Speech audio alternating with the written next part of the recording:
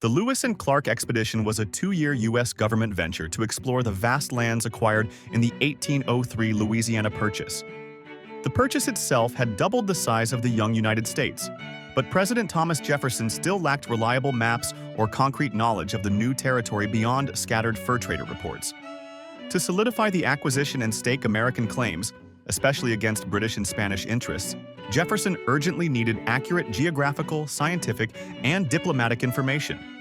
In fact, the Corps of Volunteers for Northwestern Discovery, as the expedition was officially named, was far more than a rugged adventure led by 2 captains.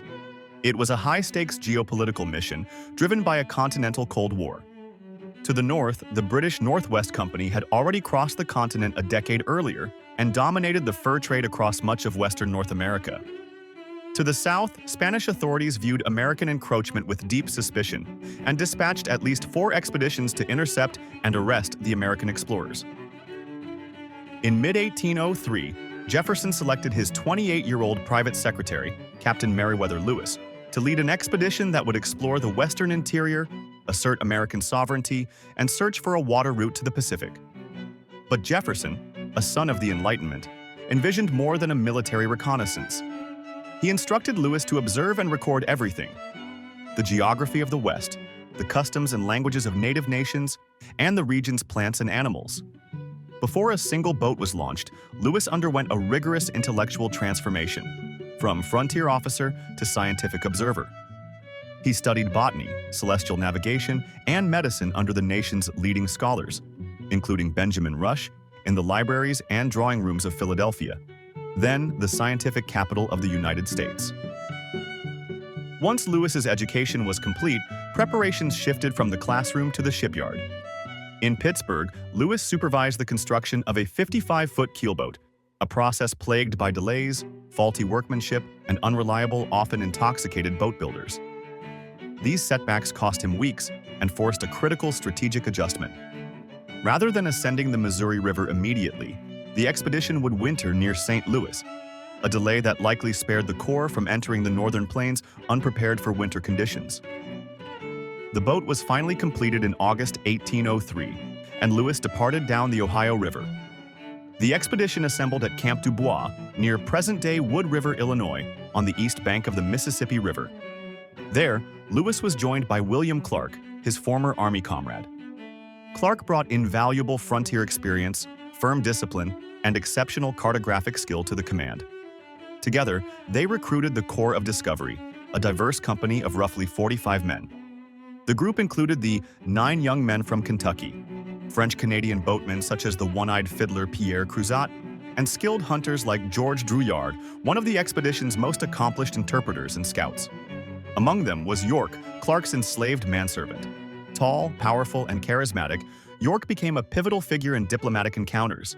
Many Western tribes had never seen a black man before, and his presence often inspired fascination rather than hostility.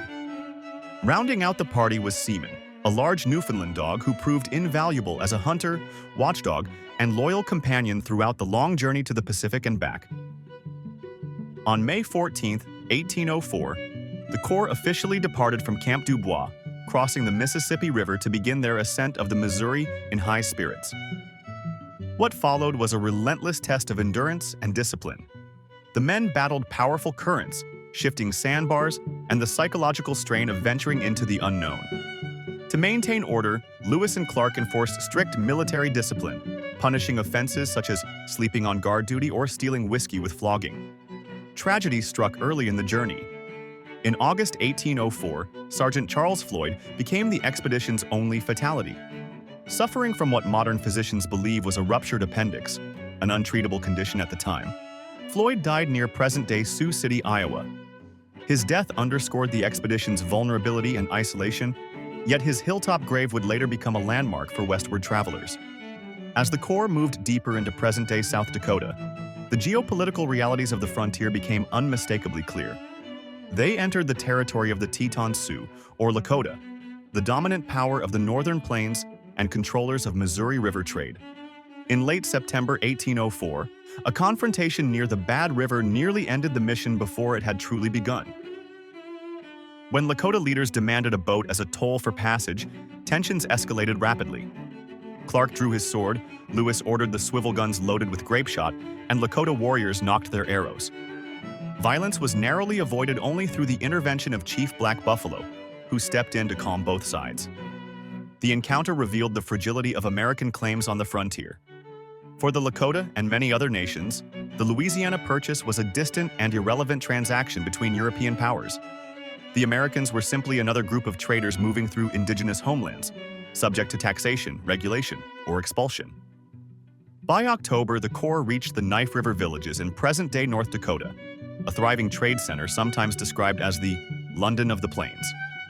There, they constructed Fort Mandan and settled in for the winter of 1804 to 1805 among the Mandan and Hidatsa nations.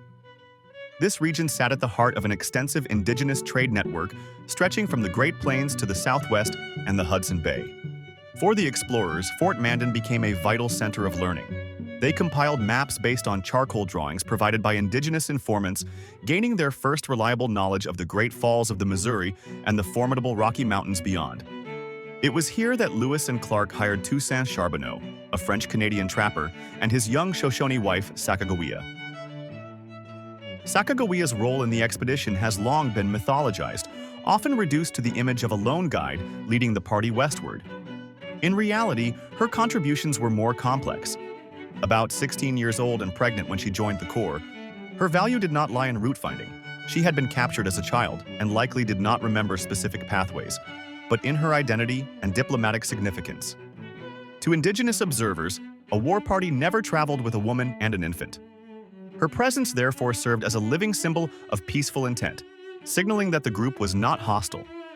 In February 1805, at Fort Mandan, she gave birth to her son, Jean-Baptiste Charbonneau. In the spring of 1805, the Corps resumed its journey, pushing westward into territory uncharted by American maps. They crossed the high plains, encountering bison herds so vast that Clark joked they had to club them out of the way to clear a path. The land teemed with wildlife, and the men hunted relentlessly to supply themselves with meat and hides. As they advanced into present-day Montana, the terrain grew increasingly rugged, and the expedition's dependence on river travel began to reach its limit. Ahead loomed the Continental Divide. Without horses to transport their equipment across the Rocky Mountains, the entire mission faced collapse. The turning point came in July 1805, when the expedition reached the Lemhi Valley in present-day Idaho, the homeland of Sacagawea's people. In a coincidence that strains belief, the Shoshone chief they encountered, Kamiawait, proved to be Sacagawea's brother. The reunion was emotional and strategically decisive. Once Sacagawea's identity was confirmed, the Shoshone agreed to provide the horses the expedition so desperately needed. With mounts secured and Nez Perce guides arranged for the journey ahead, the Corps now faced the most punishing physical ordeal of the entire voyage, the crossing of the Rocky Mountains. The ascent through the Bitterroot Range pushed the men to their limits. They climbed above 7,000 feet, endured early September snowstorms, and suffered from extreme hunger and exhaustion. The terrain was unforgiving. At one point, a grizzly bear nearly killed Captain Clark, gnawing at his shoulder before the men managed to drive it off. Yet on September 25, 1805, the Corps finally crossed the Continental Divide at Lemhi Pass. Standing on the spine of the continent, the explorers looked down upon the Pacific watershed. For the first time, the rivers before them flowed west, toward the ocean. From the divide, the Corps descended along the rivers, constructing canoes and rafts as conditions demanded. Lewis and Clark entered the vast Basin and Range region and, after weeks of difficult travel, reached the Columbia River. In November 1805, they finally arrived at the Pacific Ocean, close to modern Astoria, Oregon. The long-sought objective had been reached. On the coast, the Corps constructed Fort Clatsop and settled in for the winter of 1805 to 1806. The months there were grim. Constant rain, cold, illness, and monotonous food wore down morale. Nevertheless, the explorers studied the Chinook and Clatsop peoples, bartered for fish, and documented unfamiliar coastal species, including seals, whales, bald eagles, and towering evergreen forests unlike anything seen east of the Rockies. What they did not find was equally important. There was no practical water route linking the Missouri and Columbia rivers. Clark's maps made clear that a transcontinental river passage, the long-sought Northwest Passage, did not exist. On March 23, 1806, after 5 difficult months at the Pacific, Lewis and Clark burned Fort Clatsop to prevent its use by others and began their journey home. Determined to expand their geographical knowledge, the captains again divided the corps during the return. Lewis led a detachment north along the Meriwether River in an effort to claim the northern extent of the Louisiana Purchase, pushing well toward the Canadian border. Clark, meanwhile, followed a southern route along the Yellowstone River, becoming the first American to document its major features, including the Great Falls of the Yellowstone. The expedition reunited in August 1806 and returned to Fort Mandan in early September, rejoining after weeks apart. After a brief celebration, the Corps prepared for the final descent down the Missouri River. On September 23, 1806, more than 2 years after their departure, Lewis and Clark arrived back in St. Louis. They had fulfilled Jefferson's objectives, returning with extensive information on native nations, geography, flora, fauna, and the interior of the continent. Their journals, maps, and specimens were delivered to Jefferson and Congress, and the expedition was immediately celebrated as a national triumph. Both captains were hailed as heroes. In their journals, they described approximately 178 plant species and 122 animal species, many of them previously unknown to Western science. Although the expedition failed to uncover a commercial water route to the Pacific, it significantly strengthened the United States' claim to the Oregon Country. William Clark's maps, in particular, became the authoritative cartographic foundation for Western exploration for decades. Yet the expedition's legacy extended far beyond science and cartography. Lewis and Clark's journey opened the floodgates for the American fur trade and marked the beginning of the end for many native nations of the West. The friendship the captains offered indigenous peoples was conditional and rooted in the expectation of American sovereignty. The legal framework underpinning U.S. expansion was the doctrine of discovery, which asserted that Christian nations possessed the right to claim non-Christian lands. The indigenous trade networks Lewis and Clark documented were soon dismantled and replaced by American and British fur monopolies. Disease followed in the wake of commerce.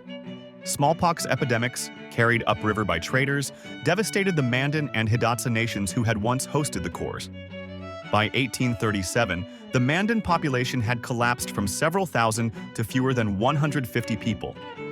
Within a single generation, wagon trains along the Oregon Trail followed routes first mapped by Lewis and Clark, transforming the West irreversibly.